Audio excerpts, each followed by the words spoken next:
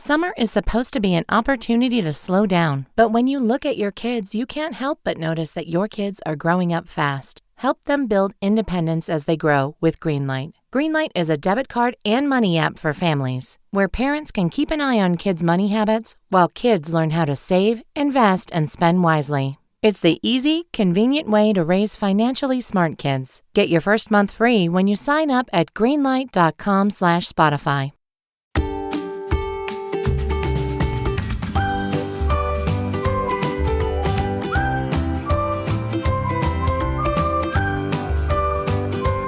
Well, hello there. I'm Nurse Mo, and this is the Straight A Nursing Podcast, where I teach concepts and share tips to help you thrive in nursing school and beyond that at the bedside.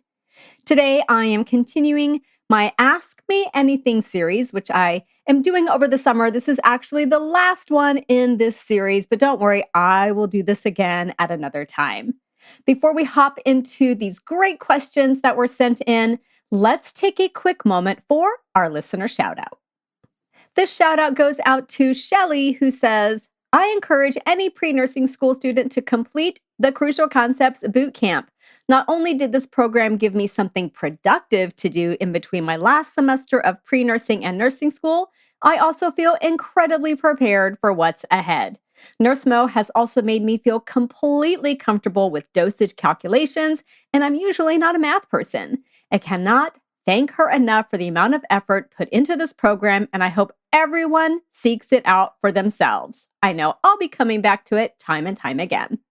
Shelly, thank you so much for sharing your experience with boot camp. I'm thrilled that you're feeling ready for what is to come in nursing school and that you're completely comfortable and confident with dosage calculations.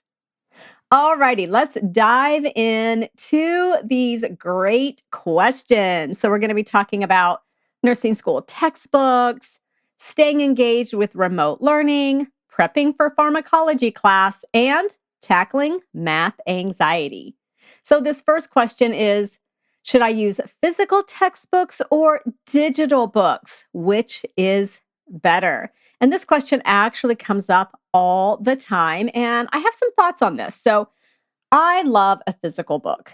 I am a physical book person. I own a Kindle, but I really just love reading an actual book. I mean, I am one of those people that still uses a paper planner, okay? I'm a paper physical type of person. So let's talk first about the pros and cons of each, and then I'll give you my overall recommendation. So physical books, the pros of a physical book is the key thing for me is less eye strain. One of the things I hate about sitting in front of a computer all day at work is my eyes hurt. I get such eye strain staring at a screen. So if you are down for less screen time, then you might want to opt for a physical book. It's also really easy to just grab your color-coded highlighters, highlight things, jot things down in the margins, add tabs for quick reference, all of that stuff. Super easy and very tangible with a physical book. For some people, that act of writing down those notes in the margin or highlighting specific types of information in specific colors makes it easier to recall that information. Now, obviously, physical books have some cons. Oh, one more pro of a physical book. Your instructors are going to recommend or require that you get the most recent version. There's very, very rarely a huge difference between the prior version and the most recent version. So in some cases, you may be able to get maybe a slightly older version that is used. You could even probably get the most current version that is used as well. And that is very, very helpful when you're trying to save some money because all nursing students are trying to save some money. So that was another pro. You can buy used digital books. Now, the con, obviously, the big one, they're heavy. They're big, they're bulky, especially those med-surg textbooks. Oh my gosh, I called mine Big Red because it was red, but it was also so big. They're not super portable because of their size, and they're not really super searchable. I mean, you can go to the index and look things up and flip through your book, but if you are searching for something very specific, you're going to have to do a little bit more hunting in a physical book. So what about ebooks or digital books? Let's talk about the pros. So the thing I love about a digital book is I can search for keywords and phrases so easily.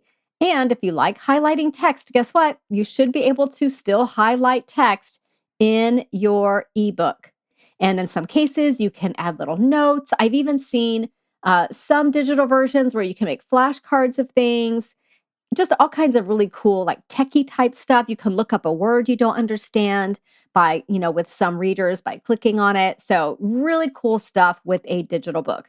They're also amazingly portable. So, you always have your books with you. You don't have to wait till you get home to look something up. If you're working at a coffee shop on a care plan, bam, your book is right there because it's digital. And something that I like to help with my eyes is I can make the text any size that I want. So even though staring at a screen does give me eye strain, if I make the text a little bigger, it's not quite so bad. And then you can adjust the brightness so that it's a little bit more comfortable. Now, are there cons to digital books? One is that eye strain that can occur, and they can also be expensive. Usually, you're not going to get a pre-owned version of a digital book. It's going to be through the publisher and it's going to be the price that is the price. So they can be expensive. However, I have found that you can rent some digital books. I found one reference online, vitalsource.com, where you can rent some nursing school textbooks. And I would definitely look into this, especially if it's a book that you don't intend to keep forever. You can rent it on this particular website. I believe it was 90 days, 180 days. They may have even had a 30-day. I don't really remember. But definitely 90, definitely 180, which would cover you for a semester in a traditional program. And then there was a 2-year option, which most nursing schools are 2 years. Some are even less because they're accelerated. So, for example, on that website, vitalsource.com, Lewis's MedSurge text can be rented for 6 months for $60. And that is a screaming good deal, especially when you look at if you were to buy the whole book, the whole digital book, for $150. So that is definitely something to consider when you're looking at digital books. So, what is the winner here? Physical books versus digital books for nursing school. As much as I love holding a book in my hand, I'm going with digital on this one. All right, next question is, how do I stay focused with an online class? Now, during COVID, this was a major big deal because every class was online. Now, schools are more or less back to business as usual, but there are still online classes. When I was in school, I believe my pharmacology class was online. And in my master's program, I had online class every other week. So, definitely still a lot of online classes happening. And it can be a little bit difficult to stay engaged if you don't have an action plan. So, let's talk through this a bit. So, tip number one to staying engaged with an online class is to get rid of distractions in the space that you're using for attending your online class. Now, it's important to know distractions can be noise distractions, they can be visual distractions. For me, it's seeing people walk by on the street outside my office window. I'm always like, oh, do they have a dog with them? And looking to see, and I'm definitely getting distracted. And they can be physical distractions, like maybe your chair is uncomfortable or the room is too hot or too cold. So, thinking about the types of things that could potentially distract you, you want to get rid of them. If it's noise, maybe is there a quieter place in the home? Is there a white noise machine that you can use or even noise canceling headphones? If it's a physical distraction, like your chair being too uncomfortable or your dog coming in and begging you to play with them, maybe you take your dog for a walk before the class. Maybe you get a more comfortable chair. And if it's visual, like for me, like I said, seeing people walk by outside the window, can you close the blinds or turn your desk so it faces a different direction? So set yourself up for success. Get rid of distractions because it is going to take extra effort for you to stay engaged with this online class. You also want to make sure you have a designated study area. I know a lot of students, and I would have 1000% been guilty of this when I was much younger, is I would have totally watched these lectures from my bed or my sofa. But honestly, that doesn't send the right message to your brain that you are on, you're engaged, you're here to work. So I would say create a designated study area. And this will, first of all, it will ensure you have everything you need in that space for taking notes or what have you. And again, it's also that signal to your brain that it's go time. We're here to work. And that helps you to stay engaged. If I'm in my bed watching a lecture, there's a good chance I might take a little nap. I'm not going to lie. So I definitely don't want to do that. I also recommend that you take notes as you go, unless this fully distracts you. But for many people, taking notes as you go, jotting down keywords, summarizing information can really help you to stay engaged. Now, note that you don't just want to take notes with your lecture style online classes where you're watching a lecture, but also with online modules. There's tons of great information in those online modules. And trust me, you don't want to have to go back and dig through the whole module to find the bit of information that you need. Go ahead and take notes as you go. It's also really beneficial to get up and move a little bit. So, online classes probably mean, especially if you have more than one, you're sitting even more than usual. So, it's really good to take some time, maybe between the classes, or if you're doing a self paced class or online module, get up halfway through, walk around, move around, stretch, do some jumping jacks, get the blood moving in your body. And also, just in general, doing physical activity most days of the week outside of your classes, outside of your study time, is really, really good for you and really helps your brain with that mental clarity and focus. Another thing to consider, well, actually, I would say this is really important. So maybe go beyond considering it and start implementing it, is to stop multitasking when you're doing an online class. I'm guilty. I'm raising my hand. I'm totally guilty of this. If I have to attend an online lecture or an online class or something like that, I might be like, "Oh, I'm just going to check my email." Or, "Oh, yeah, there's this thing I wanted to order on Amazon. I'm just going to go do that real quick before I forget it." So, what this does is it pulls you out of the lecture or the lesson, and then you have to spend extra energy to get back into it. And we don't want that. So, all that task switching and doing that one quick thing really is taxing for your brain. It's going to tire you out, and also it's going to make you miss important information. So, what I like to do in my designated area where I'm attending the class is I keep a little notepad or a post it note, and I call this the later list. And if something pops into my head that I want to take care of or check or look into or whatever, I just jot it down on this list. And that way I don't forget it, but I also don't think about it because I've got it out of my head. Now it's on paper. And now I can go back to participating and staying engaged in my class. And then when it's finished, I can look at my later list. And now I can go to Amazon and buy those pens I've been wanting. Now I can go and make Oliver a vet appointment or, check my email, whatever it is. So consider using something like the later list and stop that multitasking. It's also a really great idea to keep a list of questions. So, as you learn new concepts, you're going to have questions, and you won't always have an instructor right there with you in a synchronous class where you can put your digital hand up and ask the question. You may need to circle back on some of these things. So, keep a list of questions as you go. And really interesting to note that, and I think a lot of students feel like if they have questions, it means they're not understanding. Usually, when you have questions, it means your brain is trying to connect the dots. You're trying to make connections to other concepts, other things you've learned, and you're really trying to think deeply about what you are learning. So, having questions is actually a really good thing. So, just like you're going to keep your later list, you're going to keep a question list, unless, of course, you can ask them right there in the moment. And you can then come back with office hours time to ask them of your instructor, or even just quickly look them up on your own. You likely have many resources available to you for your classes, textbooks, online resources, things like that. Okay, couple more things. You want to take full advantage of office hours. I just mentioned office hours.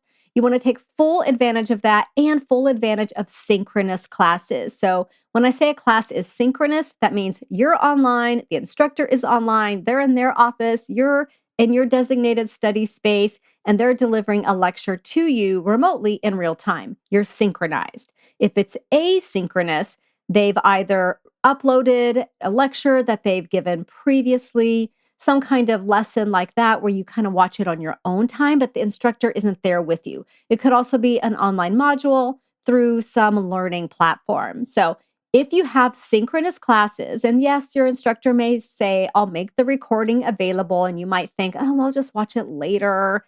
Really take advantage of that time to be online with your instructor at the same time as much as you can. Because again, as you have questions, you can ask them, okay? And then taking advantage of office hours, go to office hours, ask for clarification from your instructor anytime you have any questions about anything. Don't let questions just sit and simmer. You want to get them answered because in nursing school, things build and everything builds up. So if you're not understanding a basic fundamental concept, you're not going to understand the more complex concepts as they come up later on. And I don't want that for you. I want you to be amazing. All right. And the last one is you've got to take efforts to reduce eye strain. I mentioned that earlier.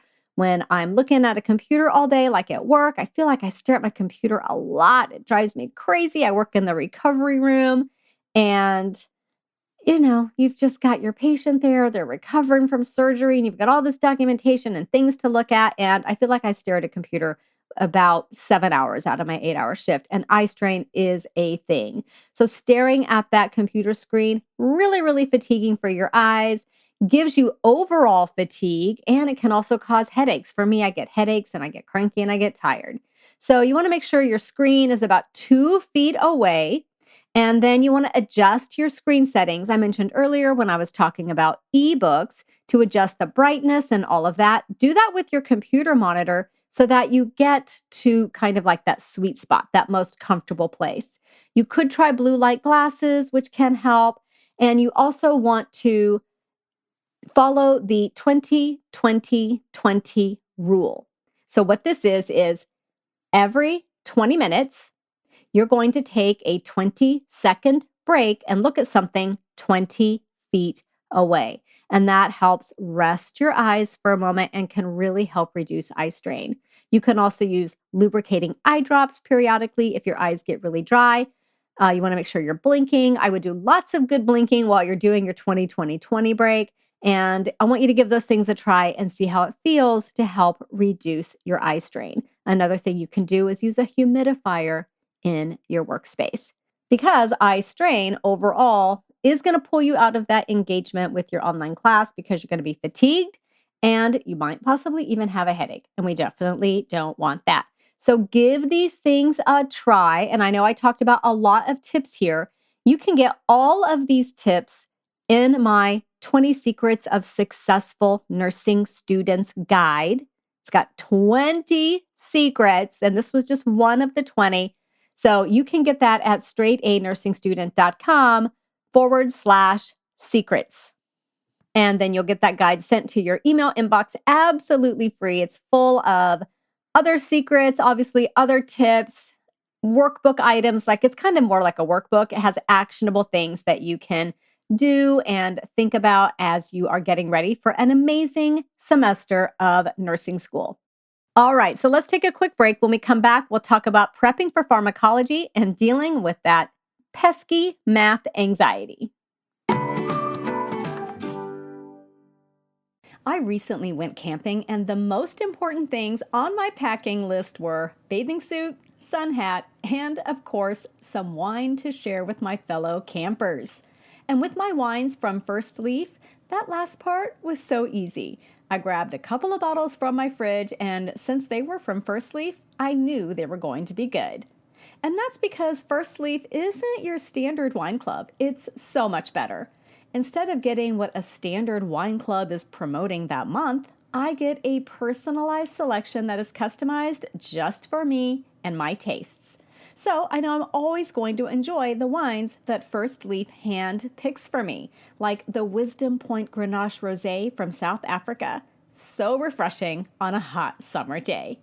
Plus, I really love that I can tailor my membership, choose 6 or 12 bottles, determine how many reds or whites I want, and even select a shipping window that works for me. Now, we did an impromptu wine tasting on the camping trip, and I have to say, the wines I brought from First Leaf were clear winners, and now everyone thinks I'm some kind of wine genius. I'm not actually a wine genius, I'm just a First Leaf member, and you can be too. Get wines to sip and share all summer long with First Leaf. Go to tryfirstleaf.com/nursemo to sign up, and you'll get your first 6 hand-picked bottles for just $44.95. That's tryfirstleaf.com/nursemo. tryfirstleaf.com/nursemo.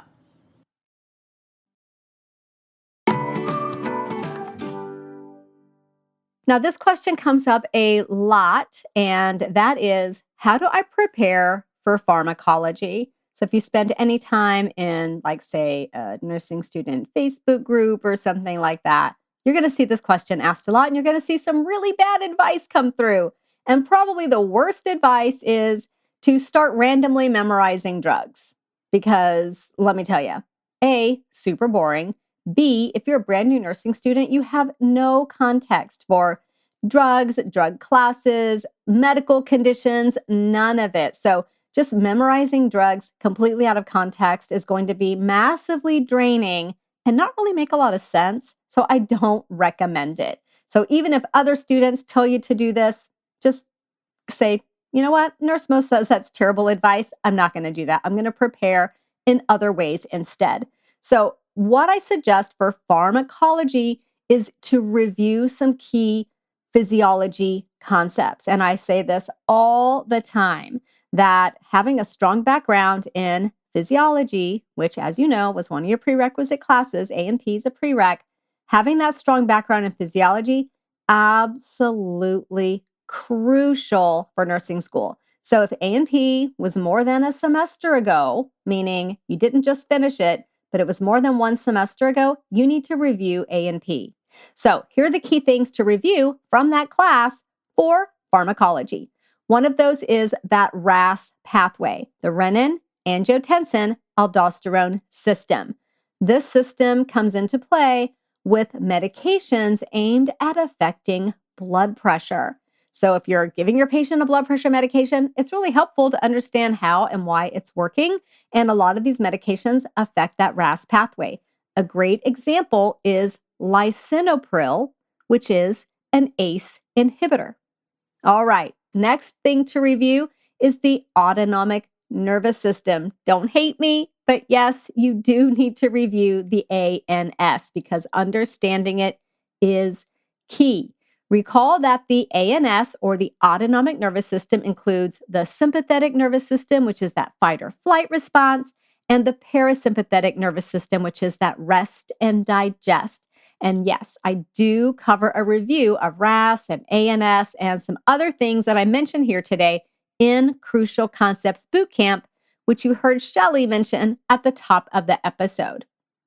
Another thing to review are those alpha and beta receptors. This is so important because many medications stimulate or block alpha and beta receptors. So if you have a really good baseline understanding of what these receptors do, then you'll pretty much automatically know what they do in the body.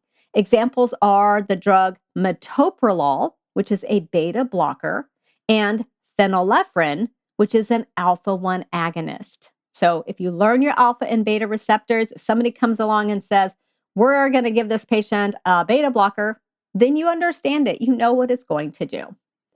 The next thing to review for pharmacology are the cholinergic agonists and antagonists.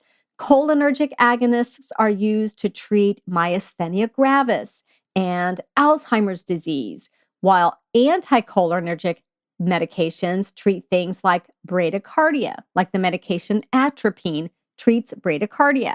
They're also used for motion sickness and bronchospasm. So reviewing cholinergic and anticholinergics or cholinergic agonists and antagonists is super helpful. There's also the acetylcholine receptors. Am I making you have like PTSD flashbacks to physiology when you learned all this stuff? I hope not. But I do, again, review this for you in boot camp. And these are your muscarinic and nicotinic receptors. These are the acetylcholine receptors. And if you can understand the key differences between these two types of receptors, you'll have some really good background knowledge that can help you understand how these drugs work and the side effects that they're likely to cause. And then a general understanding of neurotransmitters and what they do can help you understand a wide range of medications. These include norepinephrine, acetylcholine, like I just talked about, dopamine, serotonin, and epinephrine. And then endocrine system and feedback loops. A quick review, I'm not saying you have to relearn endocrine, but a quick review of the endocrine system will help you understand a lot of medications and disease conditions, which are often treated with hormones of some kind. For example, hypothyroidism. This affects feedback loops, and you have to understand how positive and negative feedback loops work so that you can understand how lab values correlate with the medications that we're giving and what we expect to see in our patients. So, with that said, I know that's a lot. Again, I review much of this, if not all of it, with you inside Crucial Concepts Bootcamp. I also have a little starter pharmacology success pack for you that is absolutely free that covers some key things that I didn't mention here. One of those is drug naming conventions. So, yeah, I guess you could spend some time memorizing those ahead of time if you have time. And that is simply that, for example, beta blockers end in olol. So, metoprolol, that kind of thing, so that you can quickly recognize what type of drug a medication is if it is following a naming convention. I also provide tips for safe medication administration in this pharmacology success pack. I go through the unit conversions that are most helpful for you to know and common reversal agents. For example, when we give too much of one kind of medication, we may need a reversal agent, which is a different kind of medication. So if that sounds like something you would find helpful, then I want you to get this for free. It's the Pharmacology Success Pack. I will put a link in the episode notes to that. And you can also go to straightanursingstudent.com/everything. That's my everything page where I have quick links to everything that I offer. Scroll down to the freebies area and you'll see that Pharmacology Success Pack there. All right, our last question, a big one, is I have severe math anxiety. Am I going to fail nursing school? So the short answer is no. No, you're not going to fail nursing school with severe math anxiety. You know why? Because lots of people have severe math anxiety and lots of people still thrive in nursing school in spite of it. In fact, most people have some level of math anxiety. And I found a study that said in the United States, 1 in 5 people report having severe math anxiety. And interestingly, people with math anxiety generally are actually kind of high performers in math. So take a pause, take a breath. It's going to be okay. I had severe math anxiety. I hated math. I avoided math. Ugh, just thinking back to when I tried to take algebra the first time. I took algebra twice. I took algebra the first time when I was a traditional college student, and it was a struggle. It was a daily struggle. And then I kind of got past that and started looking at math in a different way. I started looking at it as puzzles, and I love puzzles. So when I took algebra again as a returning student prior to going into nursing school, guess what? I loved it. I was actually sad when it was over. I wasn't going to get to do my fun puzzles anymore. I mean, I guess I could have, but I had, other things that I needed to be doing. So just know that you can get past math anxiety. And one of the really sad things about math anxiety is it makes you have a lot of really bad feelings, right? Anxiety, obviously. Fear is another one. Doubt in yourself. You might be ashamed that you feel like you can't do math or that you're not going to succeed in math or you failed in math in the past. You have avoidance. You avoid math at all costs. You have distrust. You don't trust yourself to perform well. And none of these feelings and thoughts are good for your mental well-being or your confidence. So I don't want that for you. When you learn how to alleviate your math anxiety or just tamp it down a bit so that it gets to a level that you can deal with, this changes your thinking to and your feelings to things like calmness, hope, discipline, confidence. You have trust in yourself. You're proud. All of these are really good, great things that can help you thrive with math and nursing school and in life. So, the key with math anxiety is breaking the math cycle of failure. So, here's what the math cycle of failure is. And when I explain this to you, it's going to make perfect sense. And you're going to go, well, that's why I have math anxiety. It makes perfect sense now. So, the first thing is you have some kind of negative experience with math.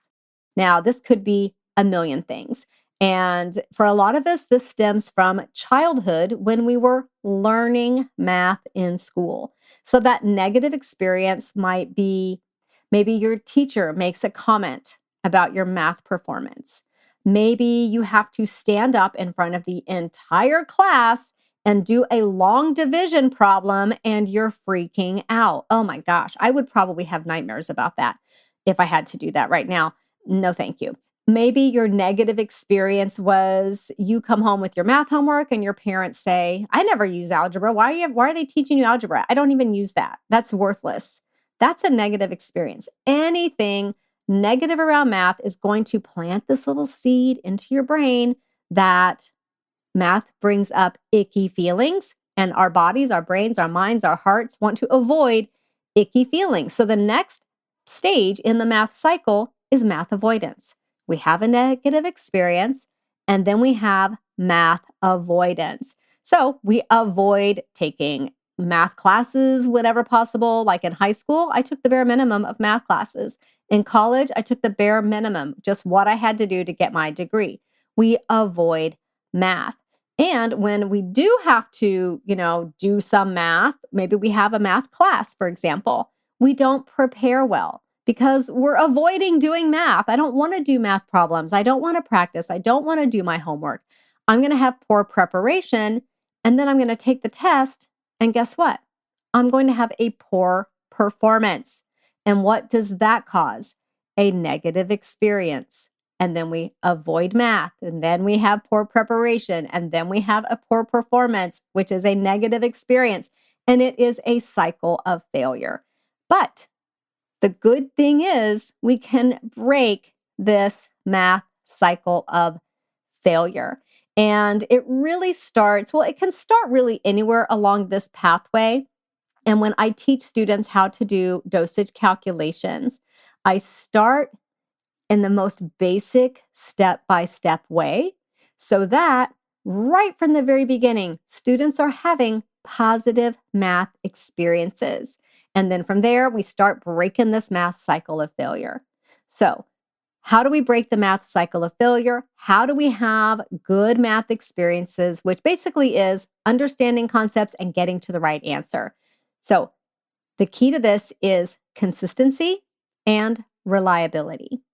Because as a nursing student with math anxiety in a high stakes exam, the very last thing you want to be doing is trying to remember which formula to use, because that would definitely ramp up my anxiety. Again, the key is consistency and reliability. And that is why I teach dosage calculations using dimensional analysis, because it is 100% foolproof, yay, and so easy to learn.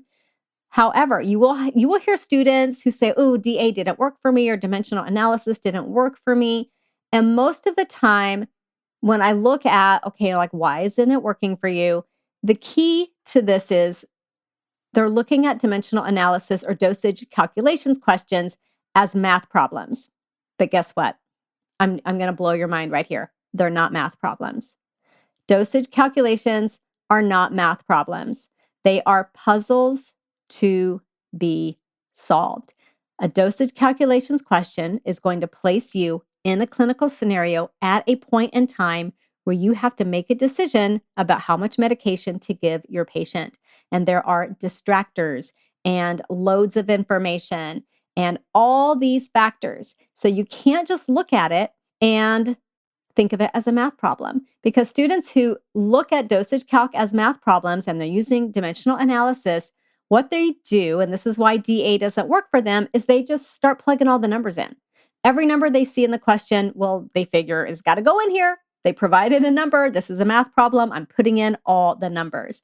And when you do that, regardless of what method that you're using, you're not going to get to the right answer. So the way I teach dosage calculations in my courses, so I teach it as a standalone program called Confident Calculations, and I also include all those lessons inside Crucial Concepts Bootcamp. And the way I teach it is to think of these questions as little puzzles that need to be solved. So for an introduction to conquering dosage calculations and how you would use dimensional analysis to do that, I have another free guide for you called Kick Math Anxiety to the Curb. And you can get that at straightanursingstudent.com/dosage guide. That's all one word.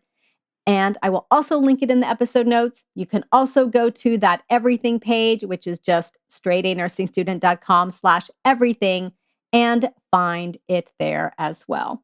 I hope this was helpful. I really enjoyed diving into these great questions about nursing school. Anytime you have a question, send it my way. I will get back to you, and I will possibly keep this question that you send me on file for a future Ask Me Anything episode. So I really hope to see you back here next week, and you're especially going to love next week's episode if you're heading into your pediatric clinical rotation. So I will see you back here next week for that. Bye for now. This podcast is brought to you by Straight A Nursing, a proud member of the Airwave Media Network. For more educational podcasts, check out airwavemedia.com. And for more nursing-related content, go to straightanursingstudent.com.